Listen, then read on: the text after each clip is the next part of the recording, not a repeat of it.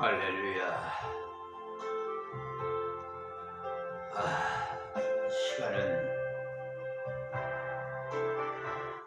시간은 초계같이 지나가서 벌써 또 수요 기도의 밤이 되었습니다. 매주 수요일은 사무엘하 강해 설교를 합니다. 새벽에는 이사야 강해 설교를 하고요. 주일 저녁에도 7시에 이사야 강해 설교를 합니다. 그래서 이것을 좀 유념해 주시면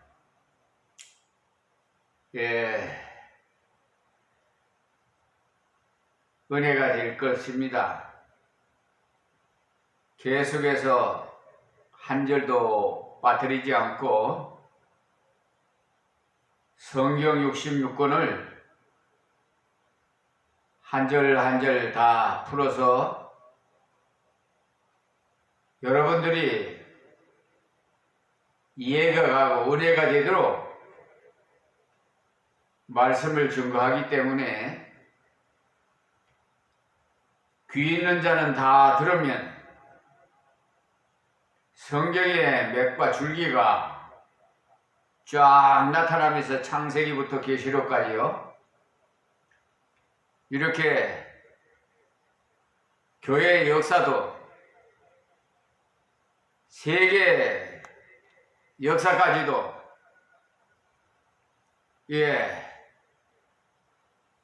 좀 깨달아질 때가 있을 것입니다. 이 유튜브 방송을 시청하시는 세계 만민 여러분,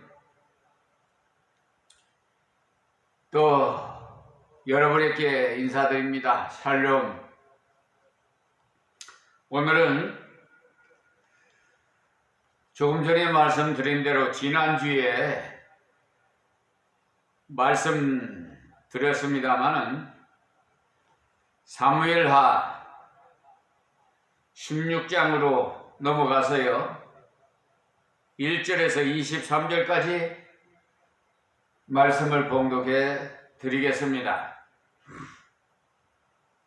다윗이 마루턱을 조금 지나니 무비보셋의 사환 시바가 안장 지은 두 나귀에 떡 200과 건포도 100송이와 여름 실과 100과 포도주 한 가죽 부대를 싣고 다윗을 맞는지라. 왕이 시바에게 이르되 네가 무슨 뜻으로 이것을 가져왔느냐? 시바가 가로되 나귀는 왕의 권속들로 타게 하고 떡과 실과는 소년들로 먹게 하고 포도주는 들에서 곤비한 자들로 마시게 하려 함이니이다. 왕이 가로되 네 주인의 아들이 어디 있느냐? 시바가 왕께 고하되 예루살렘에 있는데 저가 말하기를 이스라엘 족속이 오늘 내 아비의 나라를 내게 돌리리라 하나이다. 왕이 시바 들어 이르되 무비보셋에게 있는 것이 다 네 것이니라. 시바가 가로되 내가 절하나이다. 내 주 왕이여 나로 왕이 앞에서 은혜를 입게 하옵소서 하니라.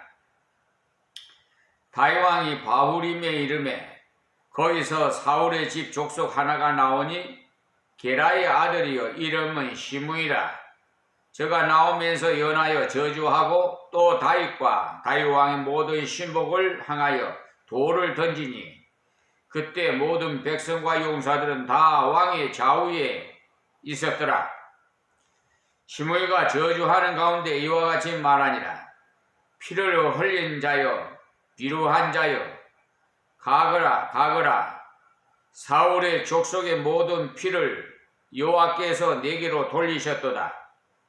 그 대신에 네가 왕이 되었으나 여호와께서 나라를 네 아들 암살롬의 손에 붙이셨도다. 보라, 너는 피를 흘린 자인 고로 화를 자취하였느니라.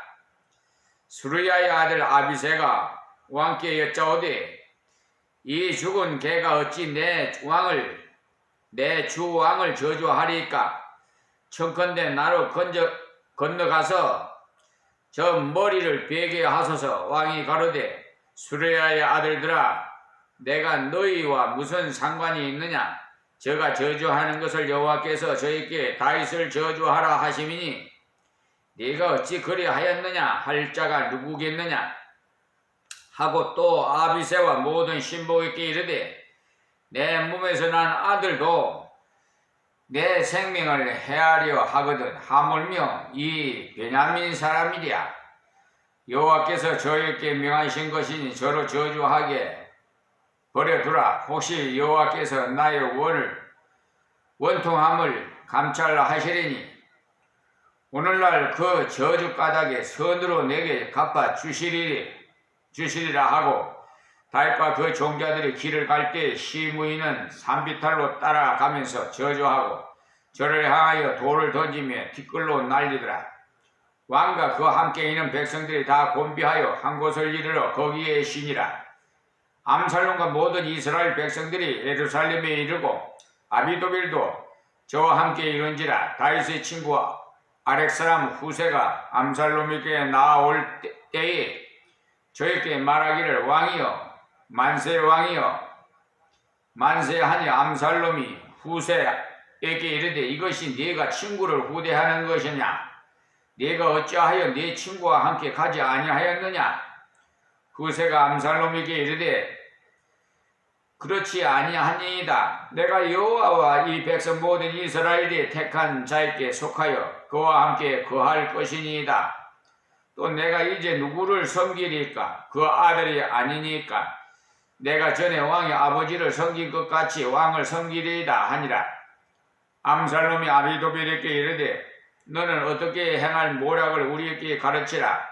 아비도빌이 암살롬에게 이르되 왕의 아버지가 머물러 두어 궁을 지키게 한 후궁들로 더불어 동침하소서. 그리하면 왕께서 왕의 부친의 미워하는 바 됨을 온 이스라엘이 들으리니 왕과 함께 있는 모든 사람의 힘이 더욱 강하여지리이다.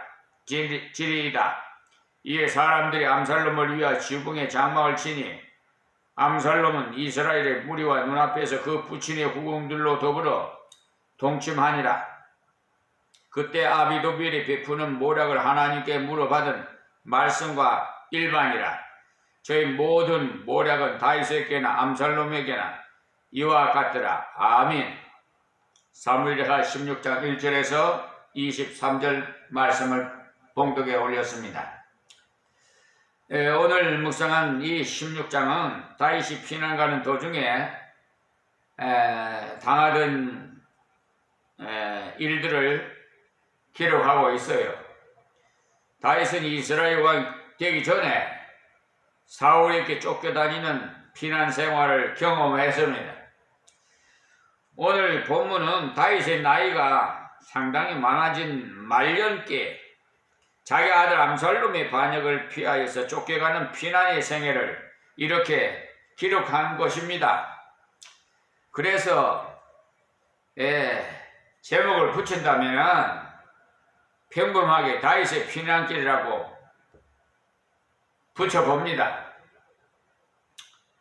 다윗이 왜 피난을 경험하게 되었느냐 하면은, 그리고 하나님께서 이 피난을 통해서 얻게 하신 교훈이 무엇인가, 이것을 생각하고자 하는 겁니다.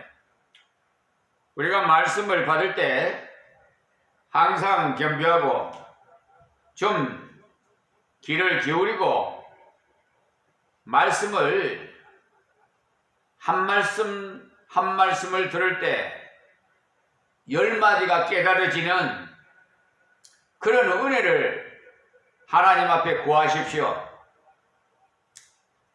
예배 드리려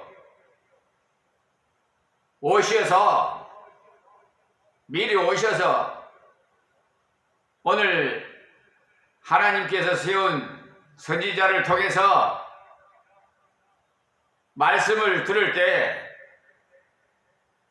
갑절의 은혜가 되도록 성령의 역사가 일어나게 해 달라고 기도하십시오. 저 역시도 이 자리에 서게 하시는 하나님, 성령의 인도함으로 이렇게 하나님의 도구예요. 그러니까 입을 벌려 말하게 하시고 기억나고 생각나게 하셔서 하나님 말씀 뜻을 전해드리는 것이니까 깊이 있게 여러분들은 이 말씀을 청중하시고 그 말씀에 순종하셔서 하나님 앞에 섰을 때 칭찬받는 여러분이 되기를 이 비천한 종은 부탁드립니다. 앞에서 그러니까 지난주에 수요일이지요. 말씀드린 대로 다윗이 피난 갈 수밖에 없었던 가장 큰 이유는요, 바로 다윗이 범죄한 암살롬을 하나님 앞에서 믿음으로 처리하지 아니하고 자기의 감정과 생각으로 처리했기 때문에 결과적으로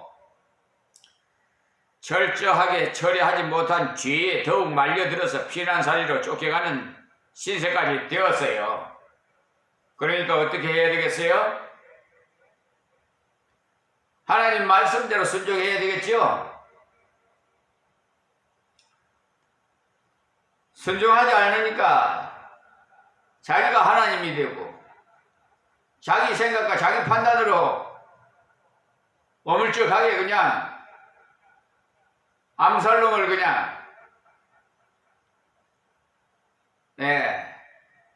그냥 놔두니까 이런 결과가 온 거예요. 그러니까 내 발에 찍힌다고 하나? 그런 속된 말도 있더라고요. 내가 내 발에 찍힌다나. 어쨌든 여러분 지나고 보면은 후회가 되는 것이 너무 많을 거예요. 왜 그 목사님의 설교를 좀 귀담아 듣지 않고 순종하지 않았을까?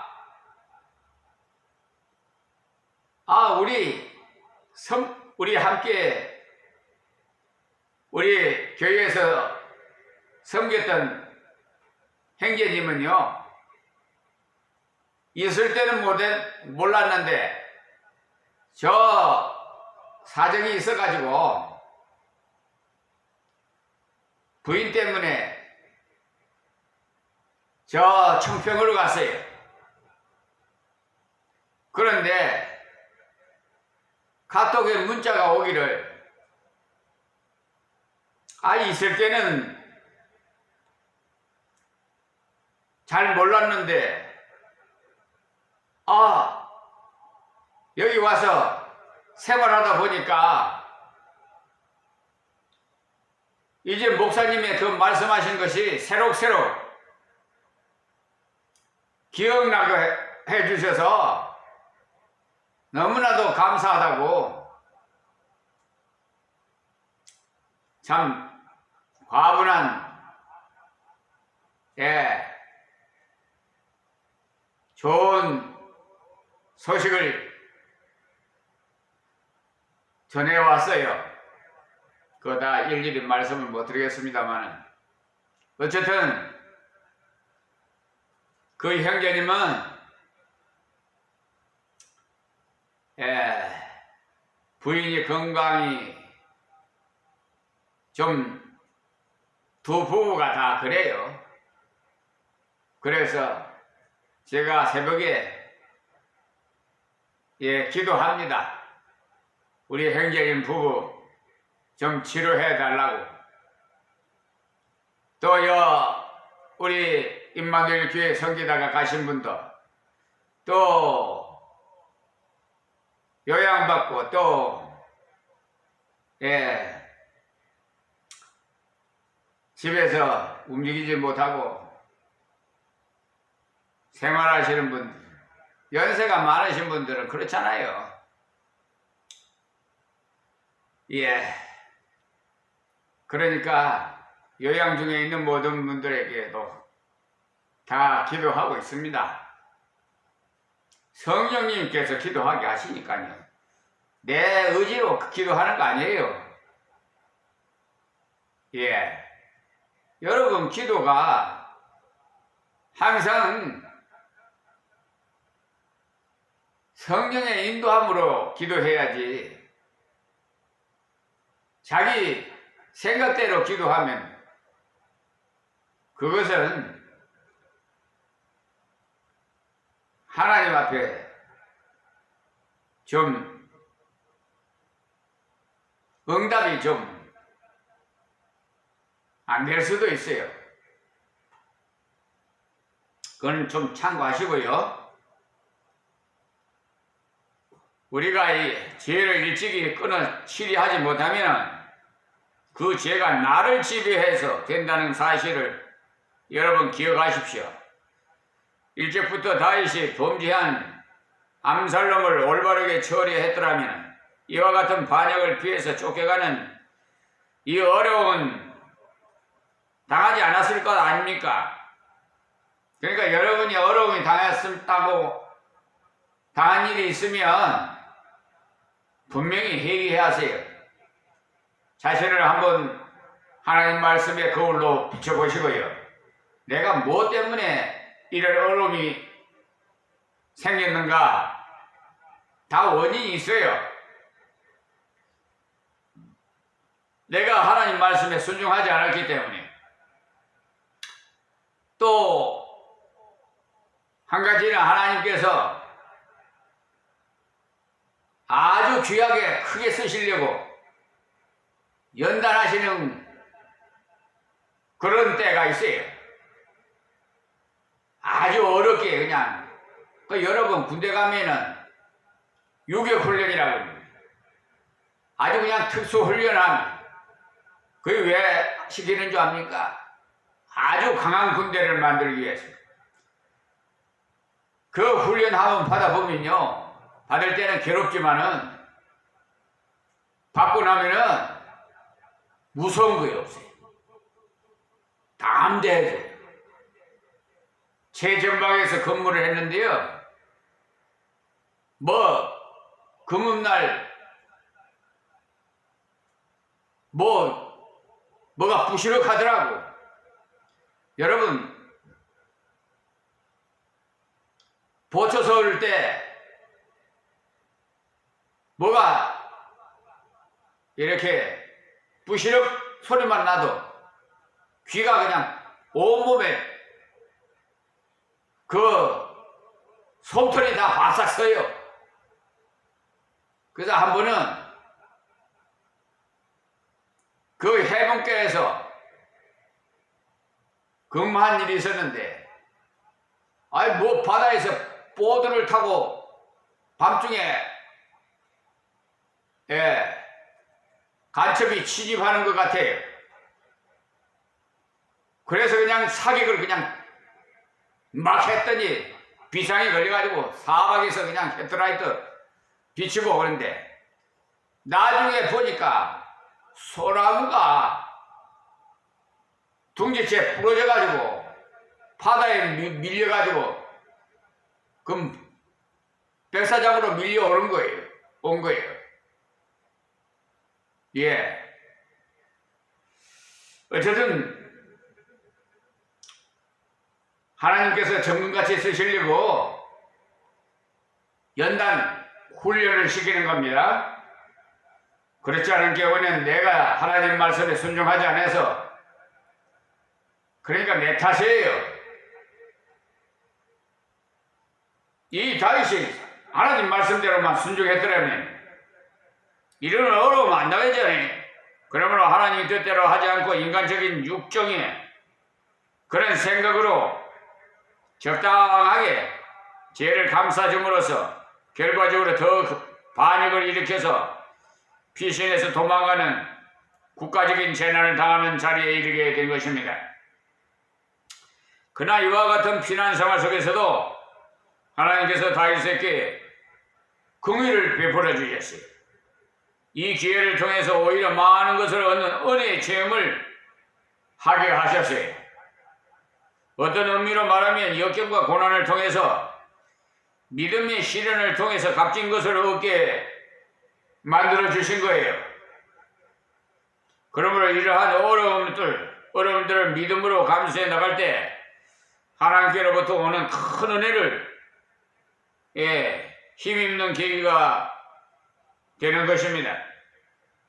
그러니까 값진 것일수록 어려움을 통해서 시련을 통해서 얻어지는 것이 대부분이에요. 그래서 오늘 본문 말씀 5절에서 14절까지의 내용은요, 다윗의 그 신앙이 거의 결정에 이르는, 즉 신앙의 최고봉이라고 할 수 있는 내용이 기록되어 있어요. 그러니까 다윗은 그를 대적하고 욕하고 저주하는 원수를 향해서 오히려 사랑하며 불쌍히 여겼어요.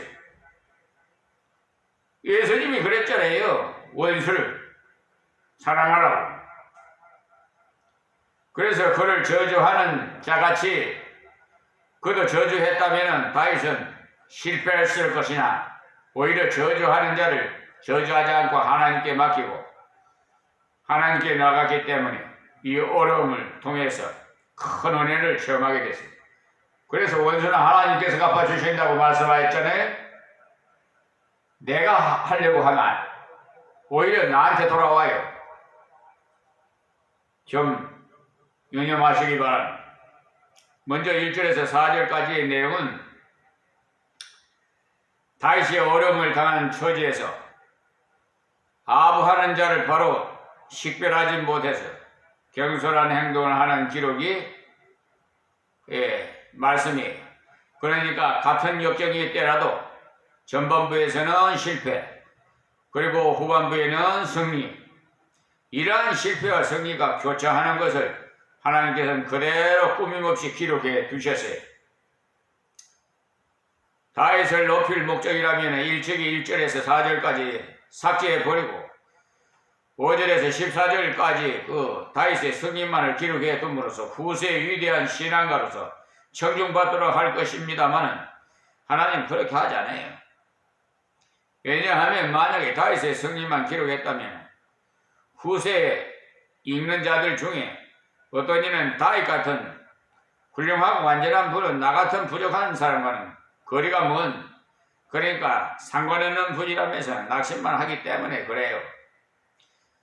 우리는 다 생애 중에서 실패하고 또 일어나고 오뚜기같이 승리하는 자로서 다윗도 우리와 마찬가지로 그도 실패하고 승리하는 우리와 성정이 같은 사람이라서 그래서 실패와 승리를 그대로 기록해 둔 겁니다.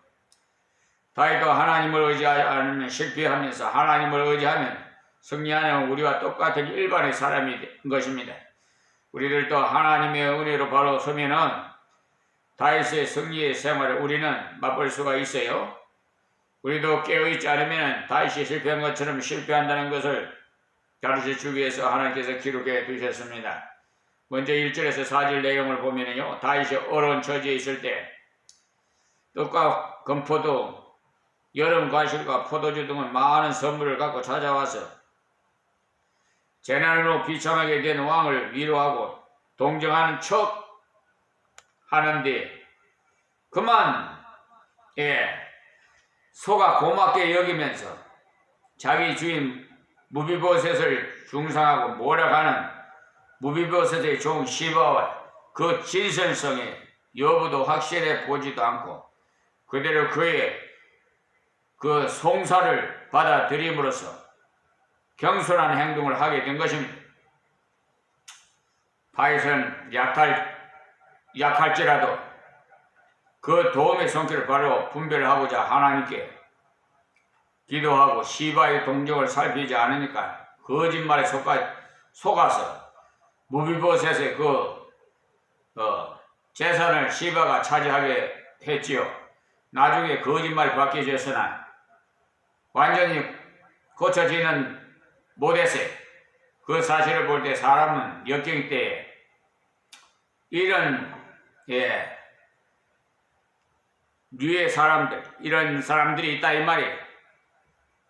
역경 때에 누가 물질적으로 결핍을 채워주고 동중해 주면은 사람은 진리 문제에서도 속기 쉬워요. 그래서 요사이에 이단의 세력들을 흔히 사용하는 수법으로서 농촌에서 생활비를 얼마 못 받고 물질적 어려움을 당하는 교역자들에게 처음에는 은밀하게 물질적인 공세로 퍼오다가 그만 이단의 세력으로 그 출처가 밝혀져 가지고 그 도움을 거절하려는 그때는 이미 올가미를 씌워서 소문내겠다고 위협하니까 공격에 빠져서 골탕을 먹는 경우를 많이 봤습니다만 우리가 약할 때 바로 이와 같이 되기 쉬워요. 그러므로 사람이 역경 때에 약할 때일수록 더욱 하나님 말을 의지하고 하나님께 간구하고 하나님의 지혜를 얻어야 합니다. 우리 교회도 마태 교회라나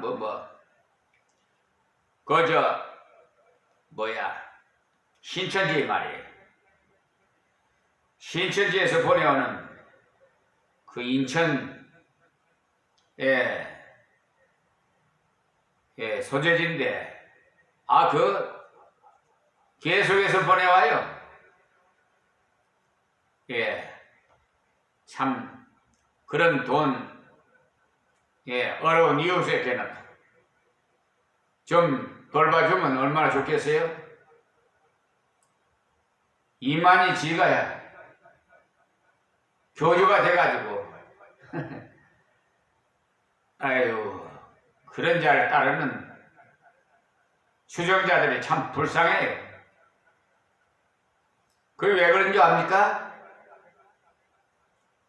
하나님 말씀 청중 안 했고 올바른 선지자의 말씀을 순종하지 않기 때문에 결과는 사람은요 흙으로 지었는데 흙 중에서 먼지 흙으로 지었기 때문에 바람 부는 대로 흔들흔들해요. 우리 성경에 보면 모래 위에 지은 집과 반석 위에 지은 집 비유를 말씀하지. 반석 위에 지은 집을 지어야 그 반석이 예수님을 뜻하는데 예수님 말씀 위에 바로 서야지. 모래 위에 집을 지으면 뭐 하겠어요? 비바람이 창수가 나면 다 쓰러져 버릴 걸. 그러니까 신앙의 기초가 제대로 교육을 받지 않은 교인들은 내가 예수다 하는 자에게 따라가요. 사람 많은 대로. 처음에는 아주 그냥 사탕발림 하죠. 도와주는 체 하면서 후원하는 체 하면서 거기에 속지 마세요. 꼭 낚시질 할 때 입값을 떠지 죽이잖아요. 그 고깃대들이 많이 몰려오게끔. 그런 다음에 이제 낚시에다가 이끼를 끼워가지고 던지면은 그냥 몰려온 그 고깃대들이 잡히지요. 그렇게 걸려 들어가요, 이단한테. 그러므로 사람이 역경이 때에 약할 때일수록 더욱 하나님만을 의지하시고 하나님께 간구하고 하나님의 지혜를 얻으시기 바랍니다. 외국에 나간 많은 유학생들이 물질적인 어려움을 당하다가 현지 이부 공상자들이 소액인 줄 모르고 무턱대고 돈을 받아오는 중에 나중에야 이 돈의 출처를 알았으나 도리 없이 많은 피해를 보는 경우가 종종 있지요. 그 중에 독일에 체류하는 작곡가 윤희상 씨가 바로 이런 경우로서 그는 당구로부터 사형언도까지 받았던 사람 아닙니까? 그러므로 우리가 약할 때일수록 역경이 때일수록 도움의 손길이 올 때 그것이 하나님께서 보내신 것이냐 아니면 인간의 마음을 유혹하기 위해 온 것이냐 분별할 수가 있어야 돼.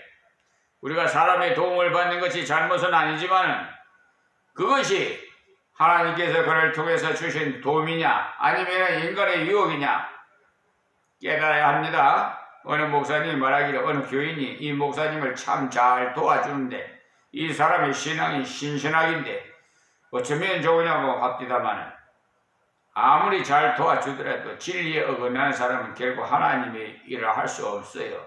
사람은 잠시 잘못하면 이런 식으로 넘어지기 쉽습니다. 자, 1절 말씀이에요. 본문에 벌써 시간이 오버됐네요. 오늘 여기서 서론으로 말씀을 맺겠습니다. 하나님 감사하고 고맙습니다. 주신 말씀 귀 있는 자는 다 듣게 하옵시고 다 회개하고 하나님 앞에 돌아오게 하옵소서. 예수님의 이름으로 기도하옵나이다. 아멘.